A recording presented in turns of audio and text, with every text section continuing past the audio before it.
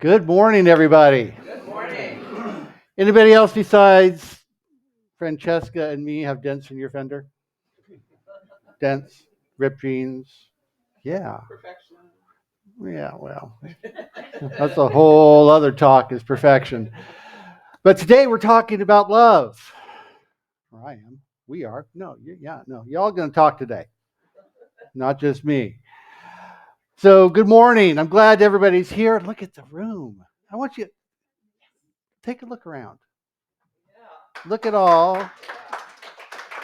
Look at all the happy people. I mean, yeah, look at all the people. We're here together, and that makes a difference. It would not be the same if any one of you were not here. The energy would be different. The collective experience would be different. Today, we're talking about love. And, we picked, Reverend Jill and I sit down and we write titles down way in advance. Like this title was probably 6 weeks ago or better. So it ends up becoming for her, well, I can't speak for her. I'll speak for myself. It ends up becoming for me, it tends to set up my experience of life leading up to the particular Sunday and the particular talk. So Teach Only Love, which is a reference for me going back probably some 30, 40 years to when I first read the book by Jerry Jampolsky, Teach Only Love. So I borrowed his title. Thank you, Jerry. And it was for him. It was very much based on his experience and his study of a little collection, not a little, very extensive work called The Course in Miracles, which is a brilliant, brilliant piece of work. And so I adopted it for this week as we're talking about our experience of divine love and divine life, which we talked about quite a bit. But this month in particular, we've been looking at the teachings of Jesus, been looking at the Easter story and all of the stuff that gathers up around that. And Deepak Chopra, in the book of the month, wrote that love is the seed of the spiritual quest. Love is the seed of the spiritual quest. And so we begin with learning about love, learning about loving ourselves, learning about divine love, a larger love. Love, as Ernest Holmes writes in his book, The Science of Mind, love being the self-givingness of spirit through the desire of life to express itself in terms of creation. Wow. Let's look at that again. Love is the self-givingness of spirit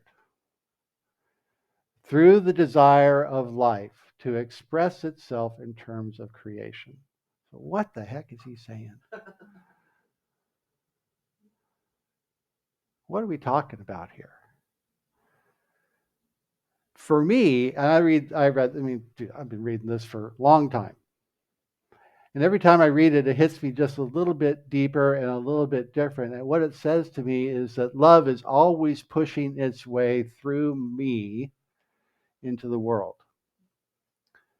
Love is the creative activity of life itself as it expresses through me and as it takes on form and substance in accordance with my own belief. In accordance with what I know, not just think, but what I know. See, the difference between thinking of itself, like I can think something is true. I can believe something is true. I am free to believe that the world is flat. Am I not? But what about knowing? What's the difference between believing and knowing? If I believe that the world is flat, how do I know that?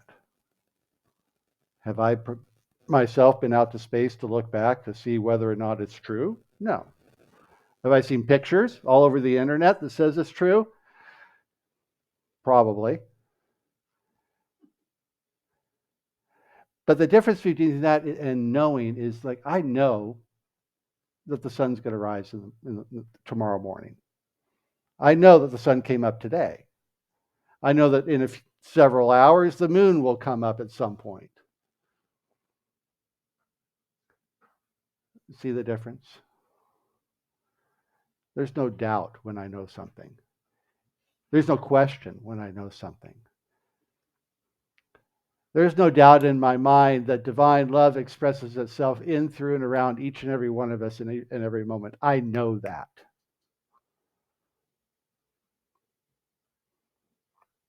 Because I have taken the time to explore it for myself.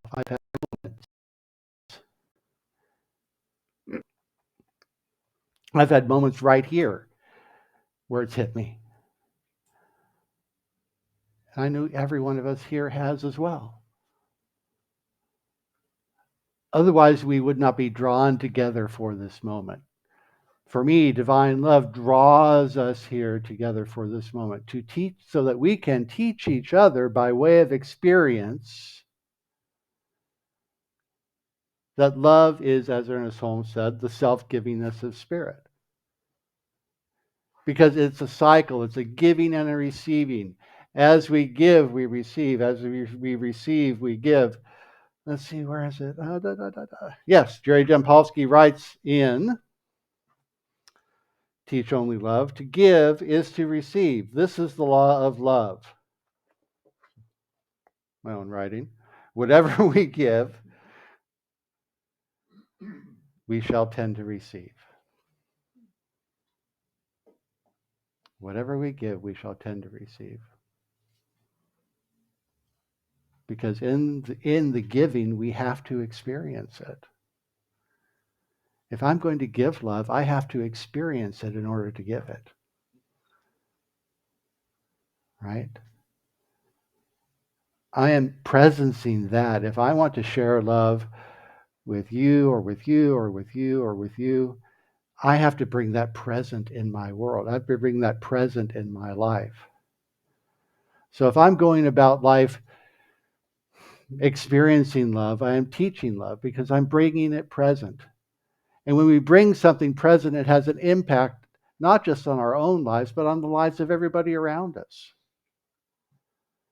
People know when we're feeling happy. People know when we're feeling sad. People know when we are feeling loving or caring or joyful or whatever it is we're feeling, because we are all connected.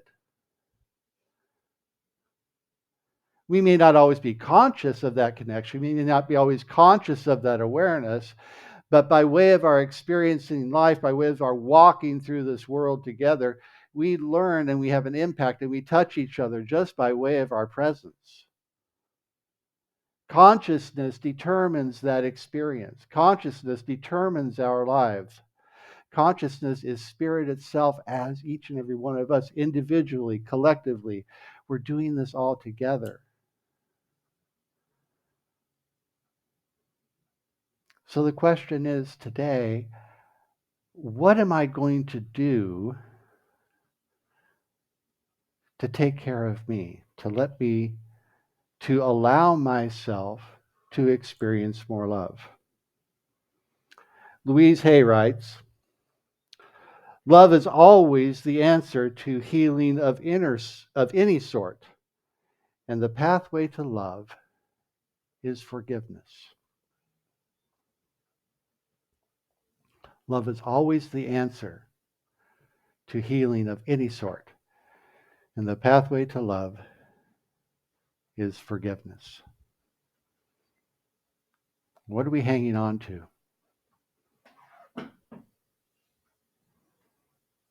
Regrets in the room? Yeah. Fear in the room? Anxiety? Shame? I'm just, no. I'm with you on all that. Had them all. Still have touches of all of them. See, these are the things that hold us back. And I do that just so that we know we're not alone. We all have bruises. That's why I love that song that we played in the beginning, right? We've all got dents. Tears in the jeans. I mean, where's that song? It was a Carole King song, "Damaged," that talked about damaged goods, right?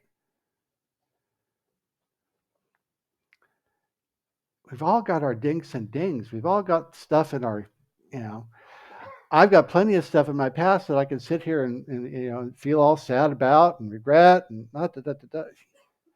yeah. And the difference is I've taken the time, not taken, I take the time to look at those things and say, okay, what can I learn? And I transform that rock in my backpack into something that I could leverage for my own good.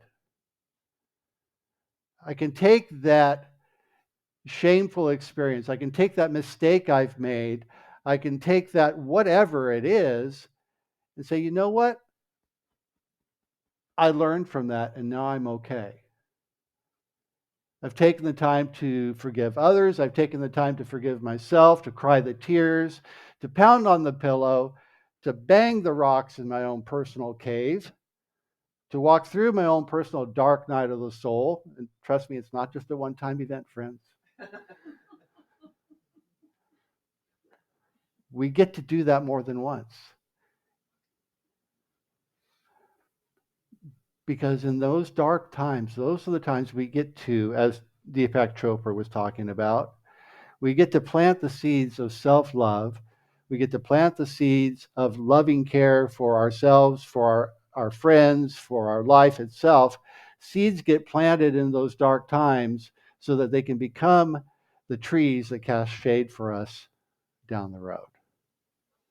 So that they can become the plants, so they can become the food, they become the fruit, whatever it is, whatever metaphor you want to use for that seed. But eventually those things become something that can feed, love, and support us in our journey down the path. Part of learning love, part of teaching ourselves love, part of living love and sharing that with the world and with each other is being willing to embrace those flaws and transform them into something we can use for our own good.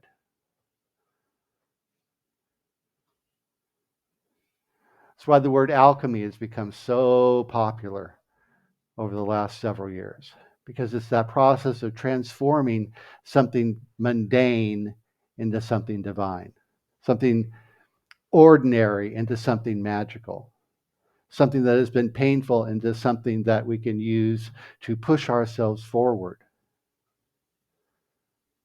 That's what alchemy points toward.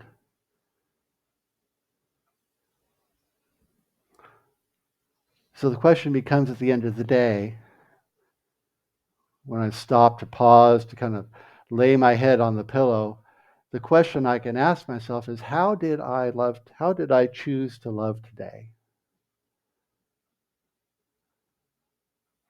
What did I do in the world today to love somebody else? What did I do in the world today to love myself, even more importantly, from a certain point of view? How did I love myself today? How did I practice self-care today? And so this is the room participation part. So, and I'm not going to do the whole mic thing, and I'll just repeat what you say. But what I want to hear is from whoever would like to share, what is your number one or number two favorite self-care practice? What do you do to take care of you? When you feel like your cup is emptying a little bit, what do you do to fill that cup back up? Meditation. Meditation. What else? Walk in nature. Walk in nature. Excellent. Excellent. Thank you. Prayer and yoga. Prayer and yoga. Bravo. Thank you. Spiritual reading. Spiritual reading. Journaling. Journaling. Allow yourself to become active in community and family and friends. Just to get out there and circulate yourself instead of staying in a corner or staying, withdrawn. So connecting with others, connecting with people in your life, so getting involved with people in your life. Excellent. Thank you. Thank you. Pausing in the present moment. Pausing in the present moment. Good. Practicing the pause. That's good. Eating grounding and nourishing foods. Grounding and nourishing food. Excellent. Thank you. Thank you. Yes. I'm torn between meditation and hiking in the mountains. Those are kind of one and the same. Do them both. I can do them both. I can walk and meditate at the same time. Yeah. There you go. Excellent. Thank you. Anybody else? Yes. All of the above. All of the above. Excellent. Thank you. Yeah, no, it's everything's all of that is great. I take a bath, take a nice long hot bath. That's one I'd like to do. Yes, go ahead. Reach out to support a friend. Excellent. Excellent. I sing. You sing. Yes, I know you sing. Yes. There you go. Like I'll put on uplifting music Uh-huh. and sing along. And sing along. I do that on the way in on Sunday morning. Especially on Sunday mornings I talk. I have like my favorite little inspirational playlist. It's about a 20-minute drive, and I just kind of put it on random, and whatever comes, I sing along with it on the way in because it gets me grounded and uplifted. So The most important thing that I do, though, is I pray. pray. Okay. Excellent. And Victoria. My gratitude list. Gratitude list. There you go. Everything. No matter how bad it is, you can look around and say, look at all that I'm grateful for. Right. Gratitude's so powerful. So powerful. Yes. Find a way to give. Find a way to give. Excellent. Excellent. Thank you. All right. Thank you. I'll give yourselves a hand. Bravo. Bravo. Thank you. Thank you for participating. Thank you for participating. For me, yes, all of the above. Absolutely all of the above. One of the things I do daily, there are two things I make sure, or three things I make sure I do daily. Meditate and pray is one. Secondly, there's an online audio group that I get involved in. It's a daily gratitude space, and I go in and I share my gratitude in the space online every day. And I'm also like an occasional moderator in the space. And then giving back. And then after that gratitude space, there's a it's called the Achievers Breakfast Club, and it's kind of like whatever you can do to, self improvement, business improvement, spiritual improvement, kind of all of the above. Just be a better person. What can we do to learn and grow together? And so I'm in there, and I help support that space every morning, and for an hour and a half. And I can do it while I'm working, doing my job, because it's just audio, so I'm just listening in my ears. And when it's my time to share, I share. But that's one of my ways of giving back to people that have supported me, because that group was there for me when I needed support, and then they just kind of incorporated me into their thing. So it's been great. And that's learning and growing. And learning and growing is all about love and care and support and nurturing and all of this stuff. And it's doing what we can to support ourselves. And I'd like the whole metaphor of the cup, because I think of it like a teacup and a saucer. And so I fill the cup and I fill the cup and I fill the cup. And at some point, the cup overflows, and it overflows into the saucer. And so when I go about the process of sharing, I share from the saucer, not the cup. I share from the overflow so that I don't get depleted.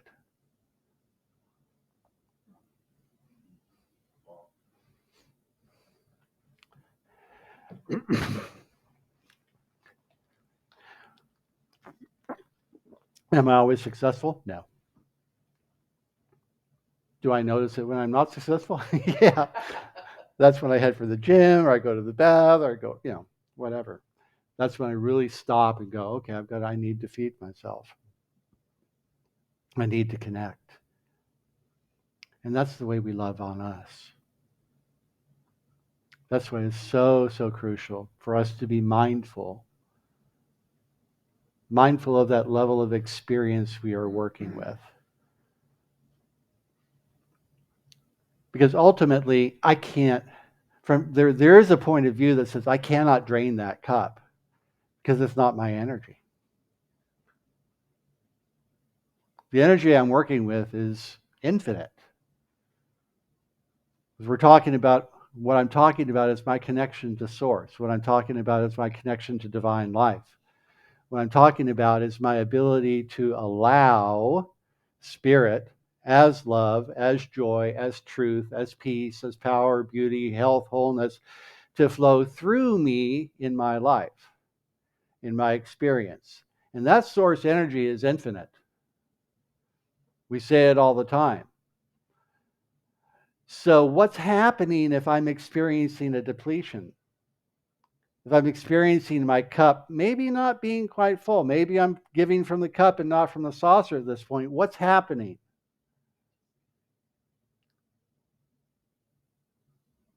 In some way, I've constricted that flow. The flow's there. How am I holding it back? What is the fear that maybe I'm holding on to? What is the sense of separation that maybe I'm entertaining? What is the sense of self-worth, the shame, the regret, the angst? What are those constricting ideas or energies that I might be holding on to that is somehow limiting that flow, limiting that experience for me? Because that's the only way it's going to happen. I set the limit. I set the parameters of my own experience. And I have entertained in the past the idea that somebody's done it to me. Nobody's done it to me.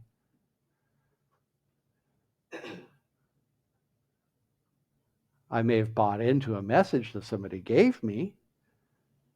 Probably did. In fact, I can look back at my life and say, absolutely, I absolutely have bought into some limiting ideas that somebody fed me about me. Negative messages that somebody told me about how I'm not enough. No, thank you. I get to write a new story. Every moment, I get to write a new story. So I want to leave you today. We've covered a lot of ground today, but I want to leave you today with something from a little book. No, not so little. It's a rare book anymore. It's called Class Lessons 1888 by Emma Curtis Hopkins. And she taught Ernest Holmes. She taught Charles and Myrtle Fillmore. She taught the Brooks sisters, all the founders of New Thought. Went to school with Miss Emma Curtis Hopkins. So it's a bit of it's a little long, but I think it's worth it. So if you'd like to close your eyes and listen, you may. I invite you to do that because it will be worth it.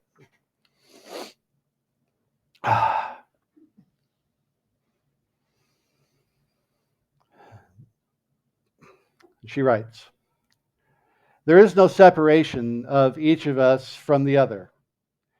Each one is our own thought made visible. To praise and honor him or her is to make our thoughts all glorious, like as the God idea that we name them. This final treatment expresses the description of our own thoughts which we should make." And so she writes this. "You are the perfect creation of the living God, spiritual, harmonious, free, and fearless. You reflect all the universe of good. From every direction, everywhere, come the words of truth, making you to know that you are perfect in peace, wisdom, health, and causing you to show forth peace, wisdom, health, always, world without end. You reflect all good from those around you and show forth to them always peace, wisdom, and health. From me, You reflect goodness, peace, love, health, and truth, and you shall forever show forth to me peace, wisdom, health. Life, truth, love, spirit surround you and sustain you and bear you on in goodness. You are peaceful and free and strong and courageous and bold and brave and efficient. You are able to do each day all the work that belongs to you to do. God working in you and through you and by you and for you blesses the world. You are a living witness of the power of the loving truth to set free into health and strength and living service for the world. So we must recognize every one unto them who have given the words of truth as perfect, without blemish, children indeed of the one common Father. There is no rich or poor, bond or free, high or low in truth. All is one. There is only one. We are one. And so it is. So, with that, we move into our Q&A time. Questions, comments, anybody? I know we covered a lot of ground today.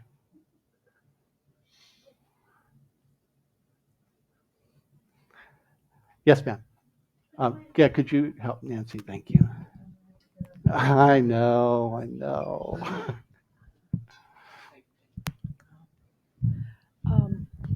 Can we apply this? How can I ever think of people like Hitler and Putin and all these people? How can I say that to them? I'm sorry. I'm sorry. How can I apply what you've just said Mm-hmm. to evil? I hate to say it, evil people. What Okay. part of them do you see goodness in? Okay. I will. That's an excellent question. What I do, I'll speak for myself. What I do is I look at them and understand that even in those people who I might term evil, each and every one of them at their core being is indeed still a manifestation, a creation of spirit. And so that is what I look to. I look to that. So I can separate the behavior from the being inside.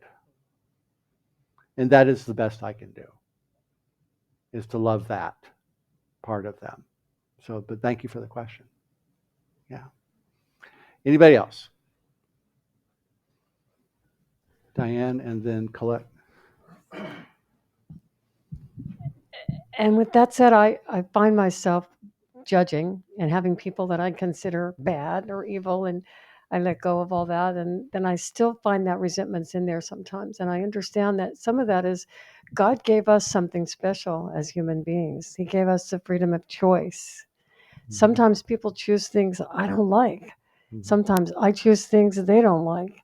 We're still this incredible manifestation of the power of love and God. So I remember that who they are is not their choices always, that there's a really loving person in there as God's gift. Mm-hmm. So thank you, Diane. Yep, absolutely. Colette?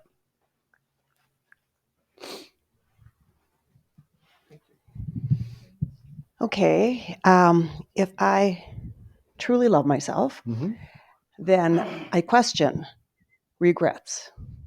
I question fears. I question all these things. And I'm so happy that Stephen kind of made my light go off and go, wait a minute, you're talking about all these things in myself that I don't want to look at. I don't want to look at, the fear that I have because I worked through that.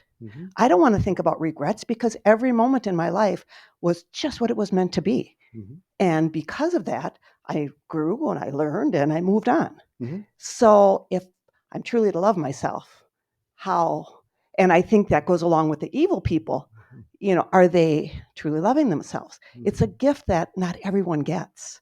So that's my take on that. Okay.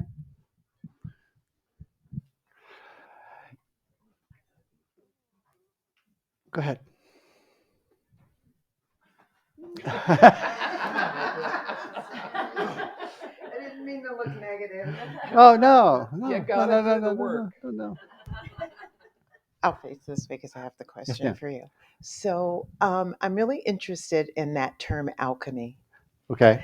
And I just wanted to find out from you, like, what active alchemy looks like in this practice, in the science of the mind practice. Sure. All right. So you're testing my memory. So remember that alchemy, the reference of alchemy is to the goes way, way, way, way back to the alchemists whose practice was they were working towards transforming lead to gold.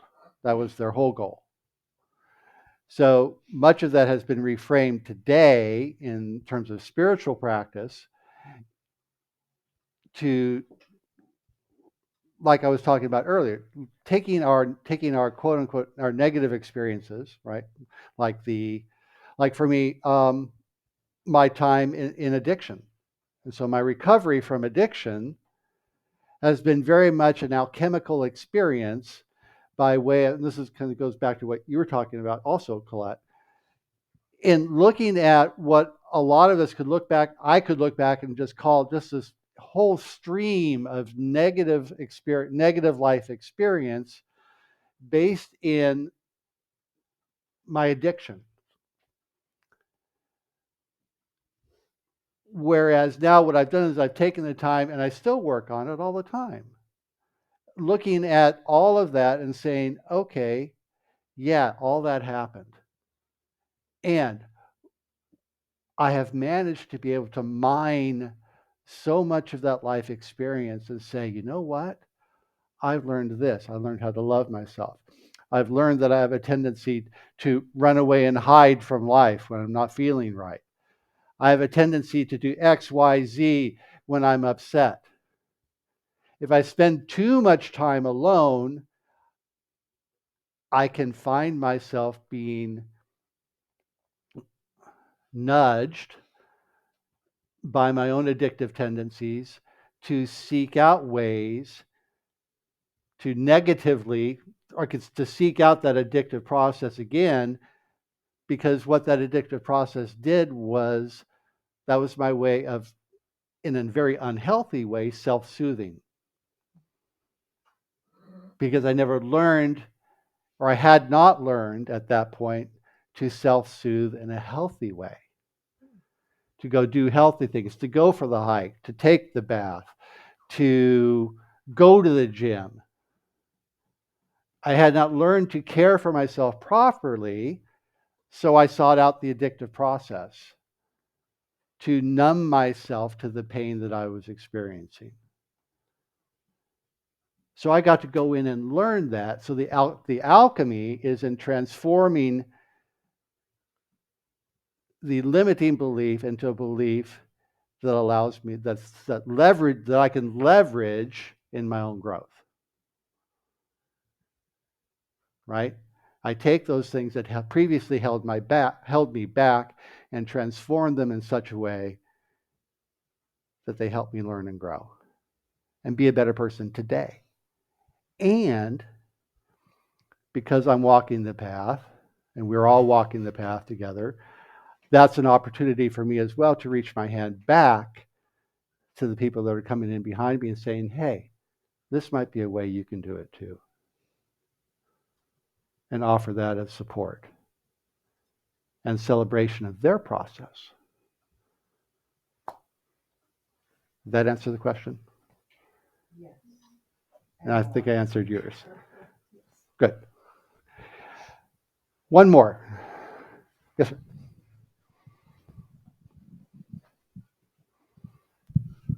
I loved the reading that you gave because that kind of put the last treatment for me that I've been going through for this last week. Oh, good. I'm going to speak to you because I'm going to get emotional speaking to them. Okay. I have so much gratitude for the opportunity of taking the time for me and goosebumps, and my wife allowing me basically this week just to go deep. And as I was here, I believe again, it was about 3 weeks ago, that I admitted I was a perfectionist. And that has held me back for a lot of things. And a lot of things have come out throughout the ways, which in perfectionism, even though I was trying to be my best self, to be perfect, people around me saw it that I was seeing them as not as perfect. And so I've decided, and I've come to the conclusion that there's essential perfection, like working on cars. You need certain gaps, 2 millimeters or whatever. That's perfection. I don't need to be perfect. And the dents and everything else like that came to me. And I'm just grateful for everybody. Great. Thank you. Thanks. Bravo. Thank you, Stephen. Appreciate you. Yeah, there we go. All right. So let's see what's next. Thank you, Nancy, for your assistance. Thank you, everybody, for your participation. The practicing principles. Here we go. This week, simple. Let's keep it simple. I like keeping it simple. Pause periodically. I love this practice, friends. I do this myself. I set little alarms. So I have, and I don't do it every day, but a lot of days. Set a little alarm every couple, 3 hours in your phone and ask yourself this question: how am I speaking to me? How am I speaking to me? Okay. Am I being loving? Am I being self-critical? How am I speaking to me? And secondly, morning affirmation for the week. Today, I let love lead the way in all I do. Today, I let love lead the way in all that I do. So, keep it simple, friends. Keep it simple. Okay, and with that, okay, we'll wrap it up right there. Thank you all.